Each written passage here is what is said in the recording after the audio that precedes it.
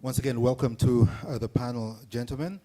I think due to time, let us dive right into today's topic. First of all, I want us to take a look at the current state of technology and data usage in Zambia. So I will start with a general question, open to anybody who would like to answer.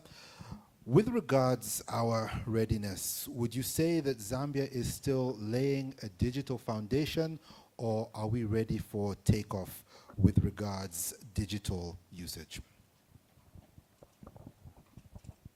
If I may begin, Please. Thank you very much.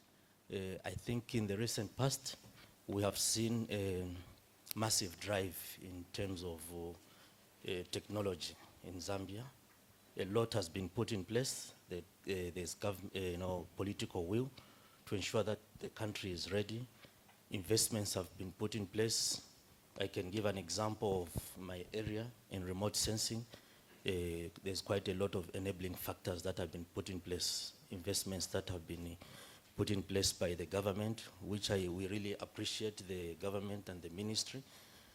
Also in terms of infrastructure capability, in terms of data transfer and so on, there's a lot that has been put in place. So all these enabling factors will enable us to have access to data, access to infrastructure that can store our data and transmit it from one place to another to enable us to utilize technology. So we are probably getting there. Thank you. Yes. Please go ahead. Yeah, I would like to mention I agree with what has been said. A lot has happened.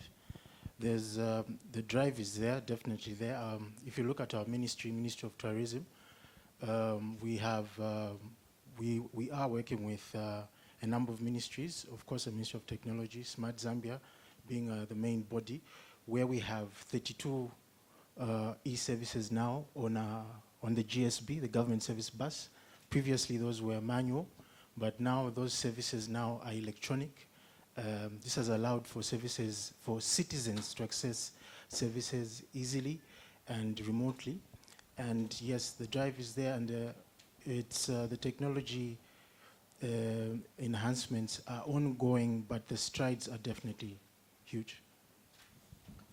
Dennis, if I could bring you in at this moment, just to zero in on agriculture. For the average farmer, what is the most helpful data tool, and what's the biggest data gap that keeps them from making better decisions? Thank you very much. Apparently, what is so pertaining to the farmers in terms of the gap is the information. Information flow in terms of crop production, information flow in terms of monitoring of crop performance, information flow in terms of marketing of agriculture products. And all this is embedded in a transformation point where we are seeing all these happening in a cycle that is a bit transformative. Now that the farmer is at the middle point where he has to access all these on one single platform, I think we are getting there, and we are almost at that point where this data is benefiting this farmer. Okay, now allow me to just at this point say a lot of what will be discussed with regards policy implementation sits right at the heart of the ministry's mandate. So if I may be permitted perhaps to ask Director Dr. Mwitwa maybe to take just note of what is stated here so that we can give an opportunity to the ministry to perhaps give a few thoughts at the end of this panel discussion so that we don't allow them to go unrepresented. With that said, Patrick, if I could bring you back, the NRSC can be described as Zambia's geospatial engine. What is the most valuable data capability that you provide to Zambians right now? And if you could highlight one missing piece, which would improve our national planning, what would you say that would be? Thank you very much. As you may be aware, the commandate of the National Remote Sensing Center is to conduct remote sensing and promote its use for the advancement of the country. We promote the acquisition. Actually, we coordinate the acquisition of data, remote sensing data, and also processing it and disseminating it to various clients, and also develop products and applications that can advise and provide information for various stakeholders ranging from agriculture, mining, land advisory, and many others.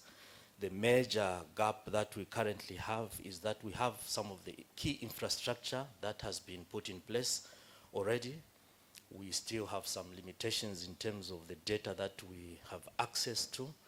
As you may be aware, remote sensing, we may have Earth-based infrastructure, but we do not have satellite-based infrastructure or space-based infrastructure, which means it depends on what partnerships we can get into for us to have access to the satellite data. And so that's the major gap that we currently have, but we are pushing ourselves every day. And this is one opportunity. The engagements that we have had with the TLR Africa, for example, was a very key engagement that we had this week, which would allow us access to some of the data and the tools that are ready for use, so that we avoid reinventing the wheel and taking many years to get things done. But we through such partnerships, we have a window through which we can be able to deliver and cover these gaps that I've identified. Now, if we could just move on to scalability. The minister, in his remarks, did reference scalability more than once. Petr, if I could just bring you in, based on what you have assessed from your time in Zambia and your discussions with various stakeholders, if you could implement one technology tomorrow for the biggest national impact, what problem do you feel needs to be addressed? And once Petr has asked that, I'll bring Marcel in to give us answer the same question from a conservation and tourism point of view. So if you could address one problem with technology, what do you think that would be? Thank you very much for this question. It's a hard one to pick just one thing. I can't do that. I'll pick two, if you allow me. One is obviously energy.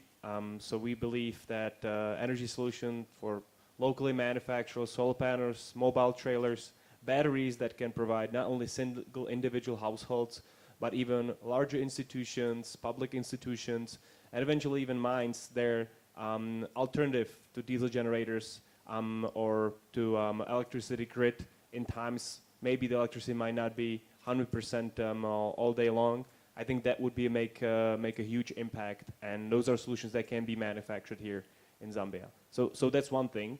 I think that's something everyone can visualize immediately. The next thing is empowering the remote sensing technologies, because we understand it cuts across so many areas. We understand there is a great system in place to centralize these capabilities in the National Remote Sensing Center to provide all the other ministries and stakeholders. But we know that satellite and satellite imagery itself doesn't do the trick. It doesn't bring the value itself.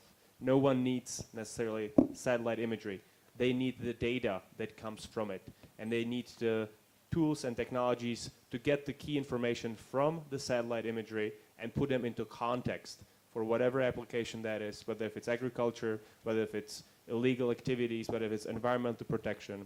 And we believe that that's something we can provide here as well from the Czech Republic, a simple stop shop that will provide context and will take the information that is important from satellite and remote sensing data and provide it in a context to give solution across the different fields. So these are the two things I would pick if I can.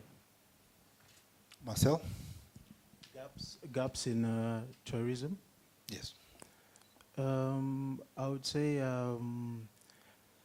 we would need to look at capacity building, training of some of the people in the rural areas when it comes to game management and conservation. We can also look at having renewable energy, green energy, so that there's access all the time, and services, there's no disruption to services. And of course, transfer skills from the Czech Republic to us, training of trainers, that would help a lot in terms of whatever tools that they would want to pass on to us, so that at least at the end of the day we can also own and be able to manage our systems better.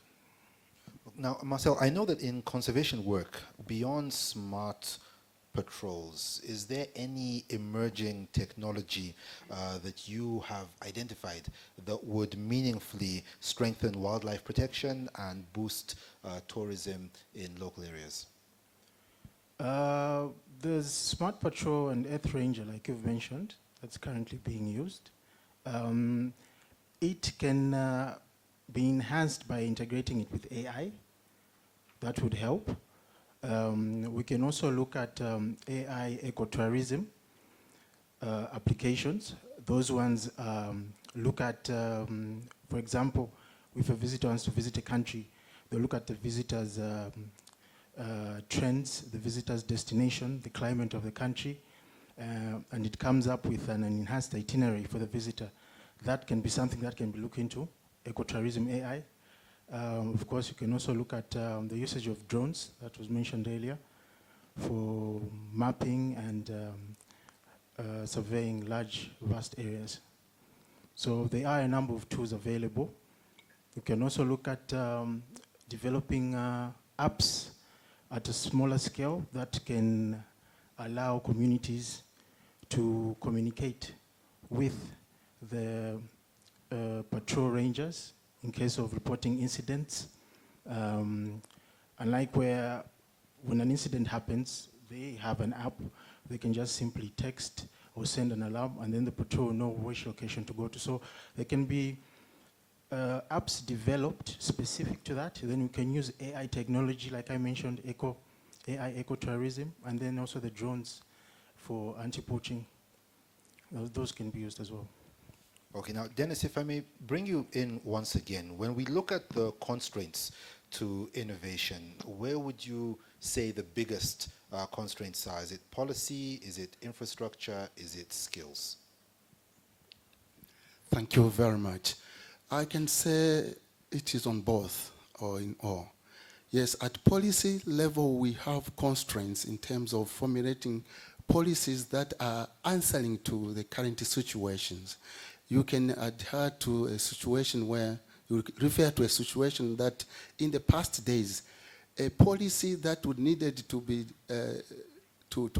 undertaken in the for the next planting season, it would take 2, 3, 4 months for the policy document to come out. So that delays in terms of implementation. Again, in terms of capacity building, there's a lot of latest information that has come, and then the officers or maybe the staff are lagging behind because this information is not updated unto them. So they are still operating in the past. We also have another constraint in terms of infrastructure. You can admit to say that in terms of infrastructure, there's a lot of incapacitation that is already there. Road network, storage facilities, processing infrastructure, all these are things that need attention. So if all these have to be addressed, I feel the agriculture sector can also thrive. Also in terms of energy infrastructure, because we need a lot of irrigation equipment for us to have production throughout the year. So if we don't have this irrigation infrastructure, it means that you cannot practice irrigation throughout the year. And that is what the president is talking about. Agriculture should not be seasonal. It should be throughout the year. So we really need infrastructure like for irrigation to be present even at this moment. So, Patrick, Dennis has spoken of some of the bottlenecks which I'm sure all of us have encountered when dealing with various government agencies. Now, for you who works across various ministries, interacts with various ministries in the course of your work, if you could pick one policy or regulatory change that you could make in order to see the immediate unlocking of wider adoption of geospatial and digital tools, what would you change with regards to policy or regulatory practices? As I indicated earlier, our field only strives through partnerships. And partnership is our greatest thrust that we are working on now, because we have infrastructure on the ground, but no infrastructure in space.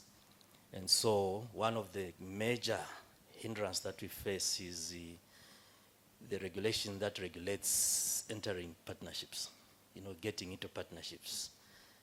The system that requires all these partnerships to be approved through the Attorney General's office, for example, and you are talking about the entire government system going through one route.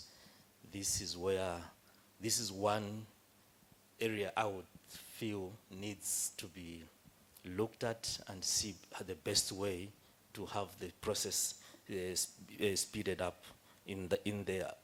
Further to that also, especially when we are dealing with the private to public, we are a public institution and you want to get into partnerships with private institutions, that becomes even more difficult. We also have the lack of coherence or information between government agencies. We've been working in silos for a lot of times, and so you see tourism doing accessing data, NRIC is accessing data, forestry accessing data, and we're accessing the same data at very high cost. And so we don't seem to get to know each other. So establishment of forums that will ensure that we know what the neighbor is doing would be one of the key things that I would recommend, getting addressed. Another of the key issues which the minister highlighted in his remarks was sustainability. Now, Petr, if I may bring you in once again, we know that sustainability is a significant barrier to maintaining good tech partnerships. What is Afripoli's approach to ensuring that Zambia maintains and upgrades technologies long after installation?